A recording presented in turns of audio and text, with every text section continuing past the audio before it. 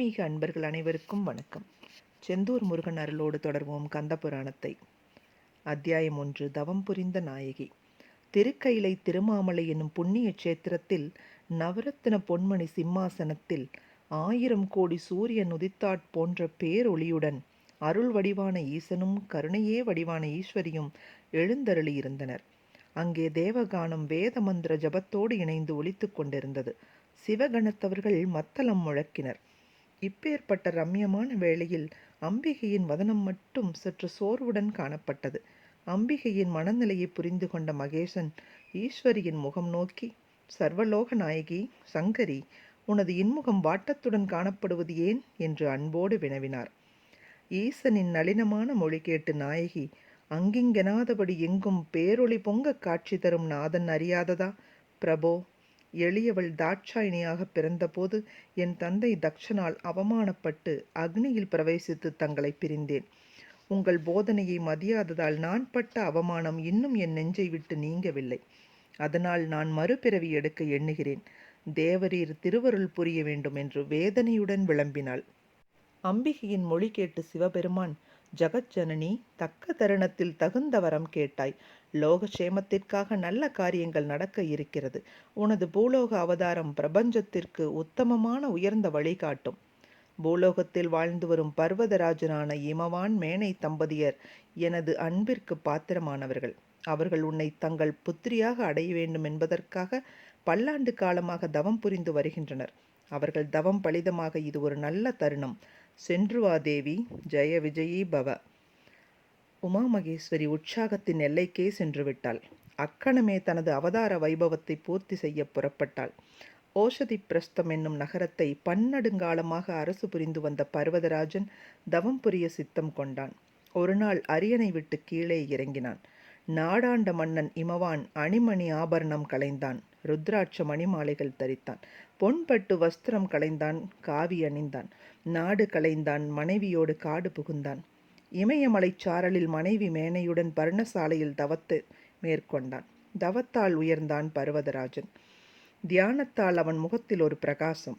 மணிமுடி அணிந்த தலை சடைமுடியால் மூடியது. காற்று, மழை, வெயில், பனி எதையும் பொருட்படுத்தவில்லை. சிவநாமத்தையே பேச்சாகவும் மூச்சாகவும் கொண்டான்.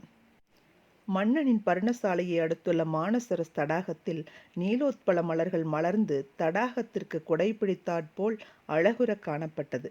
மானசரஸில் இருந்து மன்னன் நித்திய பூஜைக்கு மலர் பறித்து செல்வதை வழக்கமாக கொண்டிருந்தான். வழக்கம் போல் மலர் பறிக்க வந்த மன்னன் மலர்களிடையே பேரொளி பிரகாசிக்க கண்டான். ஒரு கணம் அதிசயித்தான். பேரொளிக்கு காரணம் நீலோத்பல மலர் அருகே சென்று பார்த்தான். பேரொளி கண்டு அதிசயித்த இமவான் மலர் மீது பெண் குழந்தை சயனித்திருக்க கண்டு ஆச்சரியப்பட்டான். முழு நிலவின் தோற்றத்துடன் கூடிய வதனம். அந்த வதனத்திலே வட்டக் கருவிழிகள் 3, பிறை சூடிய சுருளேறிய கரும் கூந்தல், முல்லை அரும்பின் செல்லச் சிரிப்பு, 4 திருக்கரங்கள். குழந்தையின் தெய்வத் திருமேனி கண்டு ஈஸ்வரியே தனக்கு பெண்ணாக பிறந்துள்ளாள் என்பதை புரிந்து கொண்டான் மன்னன். கண்ணன் சிறைச்சாலையில் விஷ்ணுவாக வசுதேவர் தேவகிக்கு காட்சி கொடுத்தாற்போல் இங்கே அம்பிகையும் பார்வதியாக பர்வதராஜனுக்கு தரிசனம் கொடுத்தாள். அம்பிகை நொடிப்பொழுதில் மாயத்தோற்றத்தை மறைத்து சாதாரண மனுஷத் தோற்றத்துடன் மாறினாள். இமவான் குழந்தையை அன்போடு எடுத்து மார்போடு அணைத்து கொண்டான். முத்தமாறி பொழிந்தான். பர்ணசாலைக்கு எடுத்துச் சென்றான்.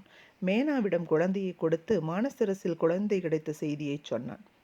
பூமழை பொழிந்தது. தேவ துந்துபிகள் ஒலித்தன. உலகங்கள் யாவும் மலர்ந்தன. மேனா தாய்மை பொங்க குழந்தைக்கு பாலூட்டி மகிழ்ந்தாள். பார்வதி என்று பெயரிட்டு பூரித்தாள். மன்னருக்கு பெண் பிறந்த செய்தி பூமணம் மேவி வரும் தென்றல் போல் பூமண்டலம் எங்கும் பரவியது. இமவான் குழந்தையுடனும் மனைவியுடனும் தனது திருமாளிகை சென்றான். குழந்தை பிறந்த வைபவத்தை சிறப்பாக கொண்டாடினான். தான தர்மங்களை செய்தான். ஆலயங்களுக்கு பூஜைகள் செய்தான். இமவான் மாளிகையில் உற்சாக ஊஞ்சலாடியது. தேவர்களும் தவசியர்களும் மண்ணுலக மன்னர்களும் தேவ மகளிரும் இமவான் மாளிகைக்கு வந்து அரச குடும்பத்தினரை வாழ்த்தினர். பர்வதகுமாரி நாளொரு மேனியும் பொழுதொரு வண்ணமுமாக வளர்ந்து வந்தாள். இமவானும் மேனையும் எல்லையில்லா இன்பத்தில் மூழ்கித் திளைத்தனர். பார்வதி 5 வயது பிராயத்தை அடைந்தாள். அவள் சித்தமெல்லாம் சிவமயமானது. பார்வதியின் உள்ளத்தில் பரமேஸ்வரனின் திருத்தோற்றம் பிரகாசித்தது. சிவனுக்கு உகந்த பண்டிகைகளை தனது தோழியர்களான ஜெயை விஜயையுடன் சேர்ந்து மகிழ்ந்து கொண்டாடினாள். தோழியருடன் சேர்ந்து எப்பொழுதும் சிவபார்வதி விளையாட்டு விளையாடி வந்தாள். பார்வதிக்கு பரமசிவனை மணக்க வேண்டுமென்ற ஆசை சின்ன வயதிலேயே இதயத்தில் ஆழமாக பதிந்தது. பெற்றோர்களிடம் தனது ஆசையை சொன்னாள். பெற்றோர்கள் பெருமிதம் பூண்டனர். இருப்பினும் இச்சிறு வயதிலேயே மகளை பிரிய வேண்டுமே என்ற ஏக்கமும் எழத்தான் செய்தது. பெற்றோர்களின் மனோநிலையை புரிந்து கொண்ட பார்வதி பெற்றோர்களிடம் நயமாக பேசினாள். பெண் என்று பிறந்துவிட்டால் மாற்றான் வீட்டுக்கு போய்த்தானே ஆக வேண்டும். அதற்காக வருந்துவது விவேகமற்றதல்லவா? நடப்பதெல்லாம் நான்மறை நாயகனின் திருவிளையாடல் அல்லவா? மலரிடை பிறந்த என்னை மணமேடை இருத்த வேண்டியது உங்கள் கடமையல்லவா? நான் கைலாசபதியான ஈசனை கணவனாக அடைய வேண்டும் என்று மனத்தால் வரிந்துவிட்டேன். சித்தத்தை சிவன்பால் வைத்ததற்கு எதையும் ஏற்றுக்கொள்ளும் மனப்பக்குவம் வர வேண்டாமா? தந்தையே, நான் மேருமலைக்கு தவம் செய்யப் போகிறேன். எனக்கு உத்தரவு தாருங்கள்.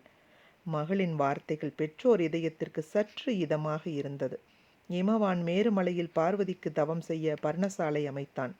அவளுக்கு துணையாக தோழியர் ஜெயை விஜயை இருவரையும் பணிப்பெண்கள் பலரையும் அனுப்ப தீர்மானித்தான். மங்கள நாளன்று இமவானும் மேனையும் அன்பு மகள் பார்வதி தேவியை மேள தாள இன்னிசை முழக்கங்களுடன் வேத கோஷம் ஒலிக்க முத்துமணி பல்லக்கில் உட்கார வைத்து மேருமலைக்கு புறப்பட்டனர். பெற்றோர்கள் பொங்கி வந்த துக்கத்தை அடக்கிக் கொண்டனர். பார்வதி தேவி தவம் புரியச் சென்றாள். பரமசிவனே தக்ஷணாமூர்த்தியைப் போல் மரநிழலில் அமர்ந்து சனகாதி முனிவர்கட்கு சின்முத்திரையுடன் ஞான யோகம் சொல்லும் குருவாக கோயில் கொண்டார். தொடர்வோம் கந்தன் அருளோடு.